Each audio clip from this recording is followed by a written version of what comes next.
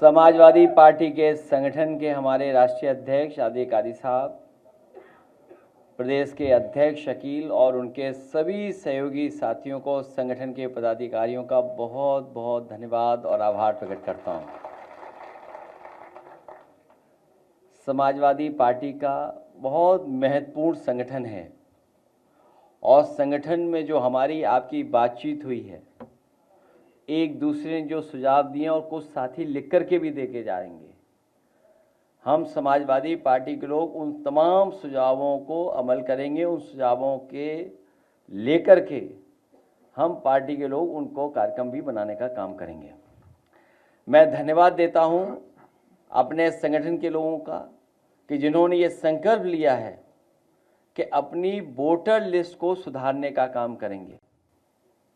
Bharatiya Janata party की साजिश, षड्यंत्र और समय समय पर जो लगातार चुनाव में धांधली करते हैं, उस धांधली को रोकने के लिए, अपनी वोटर लिस्ट को ठीक करने के लिए हम लोग गांव में, गली में, मोहल्लों में जाकर के अपने साथियों के जिनके वोट छूट गए हैं उनके बनवाएंगे।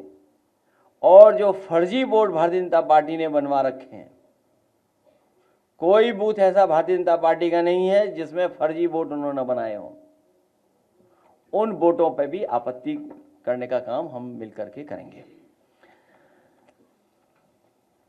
सोने का भाव 1 लाख से ऊपर चला गया है। सोने का भाव 1 लाख रुपए से ऊपर पहुंच गया 1 तोला। यह है भारतीय जनता पार्टी का सबका साथ सबका विकास। आप सोचिए, गरीब परिवार में अगर कोई शादी हो तो अपने परिवार की बेटी के लिए एक सामान भी खरीद करके गरीब परिवार का सदस्य नहीं दे सकता।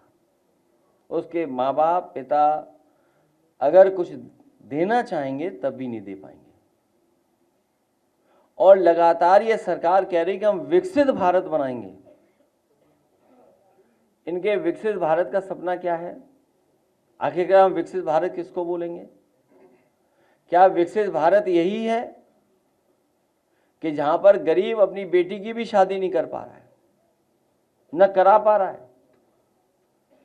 क्या विकसित भारत में यही महंगाई होगी, मुनाफा इतना ही लोग कमाएंगे? विकसित भारत में यही इतना ही भ्रष्टाचार होगा? आखिरकार भारतीय जनता पार्टी का विकसित भारत का सपना क्या है? यही सपना है क्या उनका? और फिर हम धन्यवाद देना चाहते हैं एक बहुत प्रतिष्ठित न्यूज़ चैनल का, जिन्होंने कम से कम सत्य को सामने लाने का प्रयास किया। जो लोग ये दावा करते थे कि कुंभ में 37 लोगों की जान गई है, अब तो वो आंकड़े आ गए हैं 82 के। और सरकार अभी भी छिपा रही होगी, अभी भी सच्चाई नहीं सामने आई है। और सरकार क्या कर रही थी? मुआवजा न देना पड़े इसलिए आंकड़े छिपाना, और वो लोग कुछ दावा न करें, मुआवजे की मांग न करें, उसके लिए घर घर जाकर के पैसे दिए गए। आखिरकार ये पैसे किसने दिए थे जो दिए जा रहे थे? आखिरकार कुंभ में जिन लोगों की मृत्यु हुई है,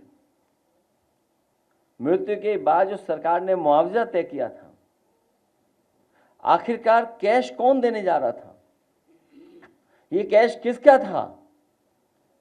और अगर वो नहीं दे पाए वहां पहुंच करके उस परिवार में, तो आखिरकार वो नकदी वापस किसको मिल गई? जो लोग ऐसे पवित्र काम में झूठ बोल सकते हैं, वो किसी भी आंकड़े में झूठ बोल सकते हैं।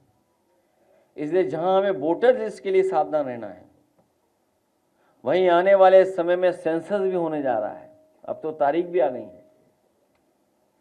हम सब मिलकर के और सब लोगों को मिलकर के उसके लिए भी सावधान रहना पड़ेगा। पता नहीं कौन से आंकड़े सरकार दे दे।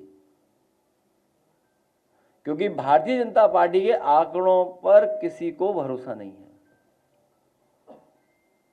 जो बुनियादी सवाल हैं, किसान की तरक्की, खुशहाली, उसकी आय दोगुनी होना, हर फसल की कीमत मिल जाना, किसान की ज़रूरत की चीज़ों को सस्ता उपलब्ध कराना, समय पर उपलब्ध कराना, सरकार का कोई ध्यान नहीं उस तरफ। बड़े पैमाने पर बेरोजगारी है, बड़े पैमाने पर। इन्होंने रोजगार और नौकरी के सर्टिफिकेट नहीं दिए हैं। सच्चाई यह है कि 8 साल के लखनऊ और दिल्ली के काम करने के तरीके ने, आर्थिक नीतियों ने बड़े पैमाने पर बेरोजगार बनाने का काम किया है। पढ़े लिखे नौजवानों को बेरोजगार बना दिया। सही तरीके से काम होता तो करोड़ों लोगों को नौकरी मिल जाती। और अपना ही घोषणा पत्र अगर ये बार बार पढ़ते तो लाखों का आंकड़ा नहीं देना पड़ता, करोड़ों का आंकड़ा देते ही है। इसलिए भारतीय जनता पार्टी की हर बात झूठी है।